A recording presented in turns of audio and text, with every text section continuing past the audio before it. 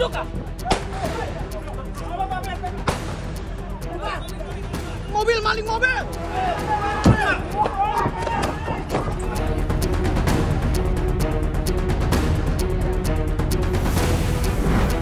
Kasus pembunuhan bos rental mobil kembali terjadi, tapi kali ini di res area tol Tangerang Merak. Pemilik rental mobil tewas ditembak, satu orang lainnya terluka.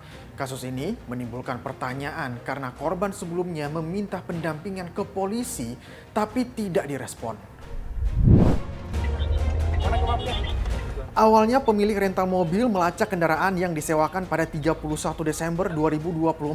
Saat melacak GPS kendaraan, mereka menemukan 2 dari 3 alat pelacak dirusak di daerah Pandeglang. Tersisa hanya 1 GPS yang masih aktif. Korban langsung melacak keberadaan mobil tersebut. Diduga pelaku penembakan bukan sebagai penyewa. Mobil rental milik korban disebut sudah berpindah tangan dari orang lain ke si penyewa mobil. Pemilik mobil rental bersama rekan-rekannya sempat menangkap 1 dari 3 terduga pelaku yang sedang beristirahat di depan minimarket. Pelaku melakukan perlawanan saat ditangkap dan terlibat keributan dengan korban dan rekan-rekannya. Namun tiba-tiba 2 pelaku lainnya melepaskan tembakan. Duduk kah? Akibat penembakan tersebut, pemilik mobil rental tewas terkena tembakan di dada. Maling mobil, maling mobil!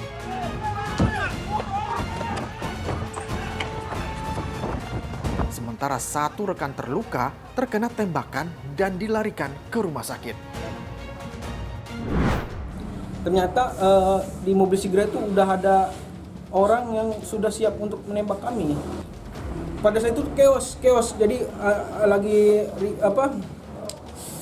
lagi mengamankan si yang bawa mobil Brio ini.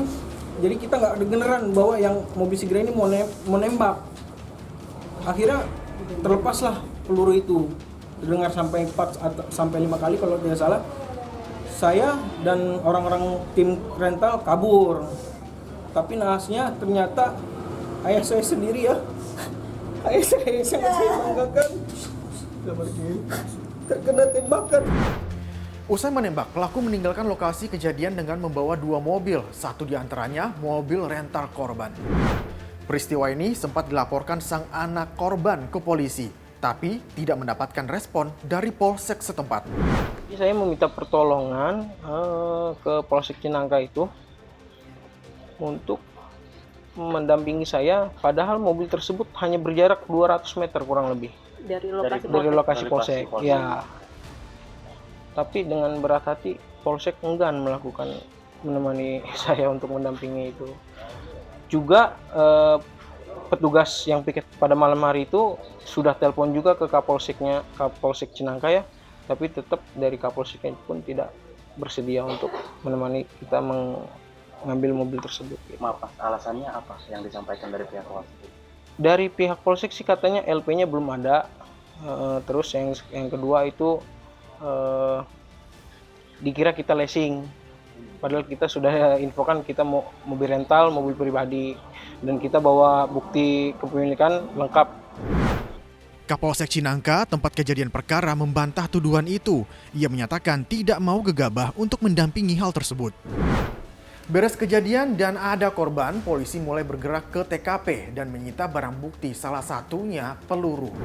Barang bukti yang telah kita amankan yaitu 1 kendaraan mobil Brio milik korban, kemudian 5 selongsong peluru kaliber 9 mm, dan kami pun juga melakukan